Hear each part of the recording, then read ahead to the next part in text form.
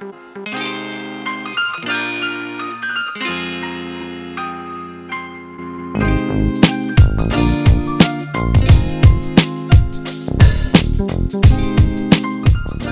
is going on, YouTube? We're back with another video, and as y'all seen, I'm with my 6-speed Altima and we are at a new location. Nice little location back here.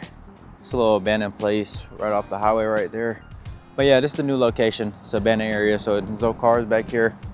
And yeah, anyways, if y'all are new here, make sure I go ahead and like, comment, and subscribe.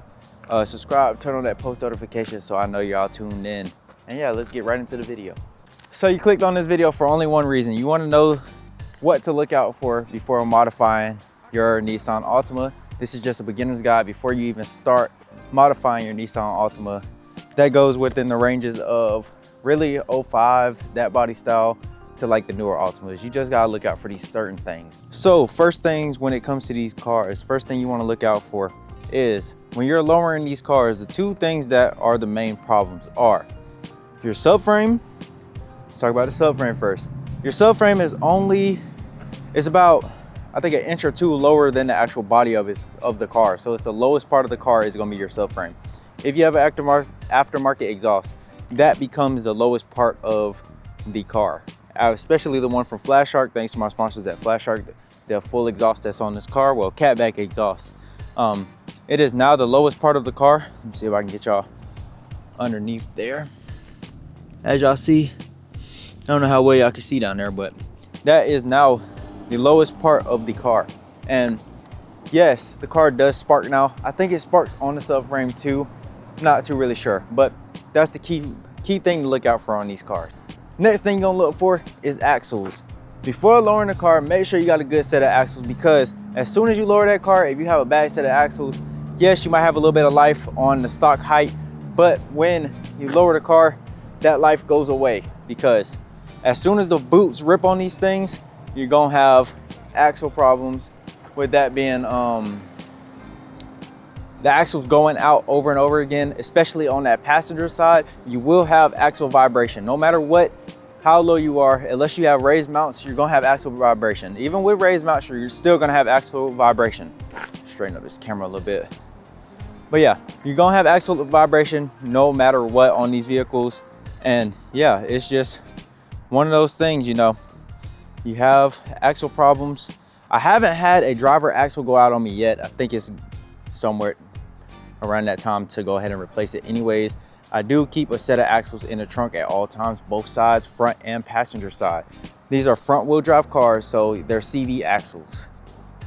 All right, so the next thing to look out for on these cars is when you're lowering them as low. Really, all these problems come from lowering the car, really. So FYI, don't lower the car, because if you don't want problems, just don't lower the car, you feel me? They still go through CV axles here and there, but just don't lower the car. That's all I'm gonna tell you. Just don't modify a Nissan Altima. Who does that? Who does that? But anyways, with the tires and lowering the car, your camber problem comes in. So as low as I am, I'm not really that low. I'm really kit low in a sense, people want to say. But with these rear tires, you're gonna go through tires if you don't have an alignment. No matter what car you're using, naturally, cars want to camber when you lower them. Remember that, cars want to lower. When you lower cars, they want to camber. But on these, it's weird, because in the rear, it's like a normal car. They camber negative. Every car should camber negative in a sense.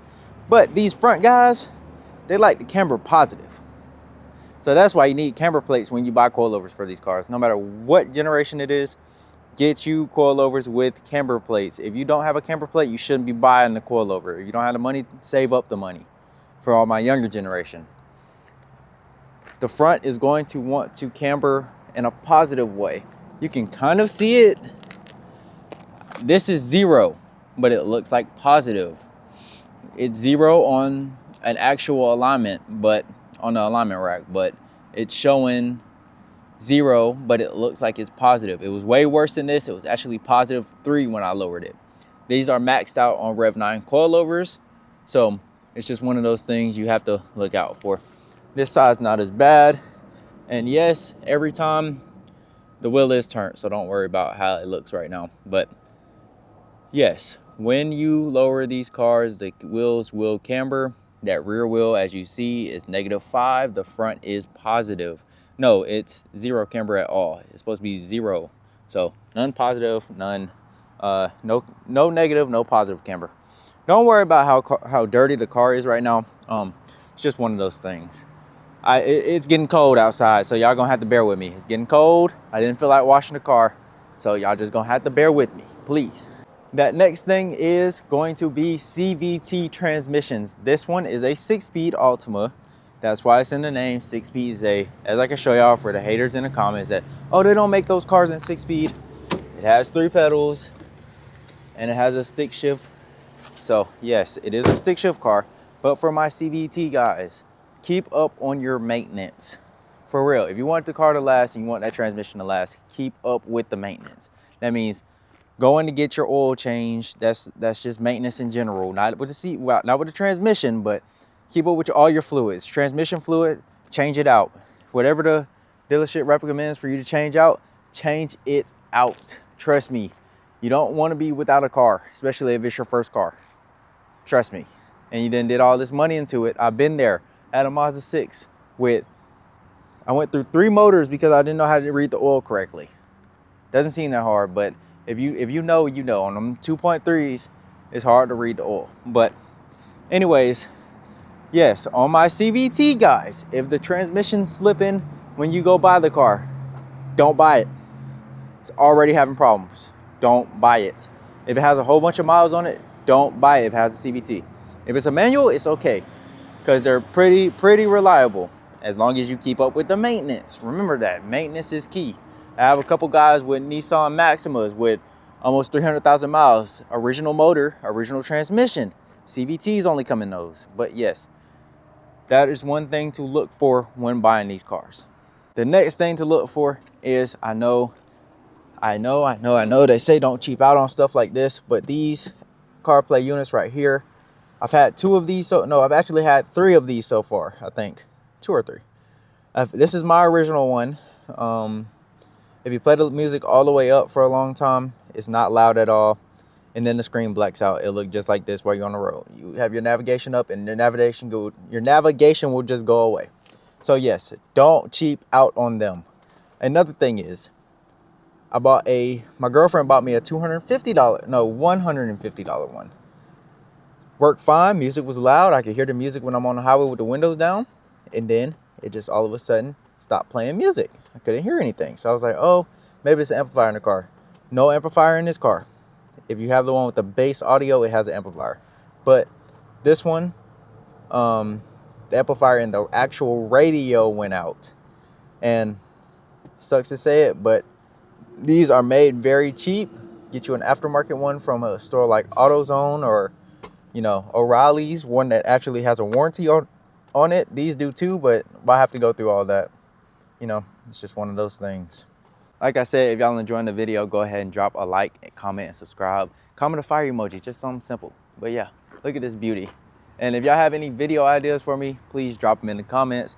I post very regularly, at least 2 times out a week, one to 2 times out of every week. So yeah, stay with me. I'm telling y'all, you're gonna support me. Just support me.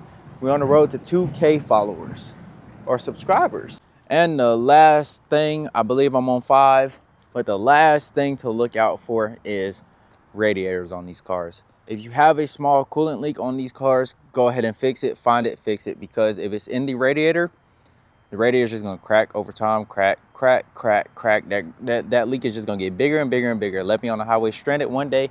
But yeah, those are things that you guys want to look for when buying these cars. Trust me. Look, just do your maintenance on the cars and they keep running forever. Just do the maintenance. Maintenance is key. Like I said, axle, subframe, exhaust, I think, tires, and radiators, and the Apple CarPlay units. But anyways, like I said, y'all go ahead and make sure y'all like, comment, and subscribe. And today's motivational quote is, life can get hard, but remember this, it can always get harder. That's what she said. But life, even if it seems like it's being very hard right now, it can always get worse. So try to think of the good, y'all. I know times are hard, Life is hard, but you gotta love it. You gotta enjoy it. You only live once, so make the best out of it that y'all can. But anyways, like I said, like, comment, subscribe, and we're on to the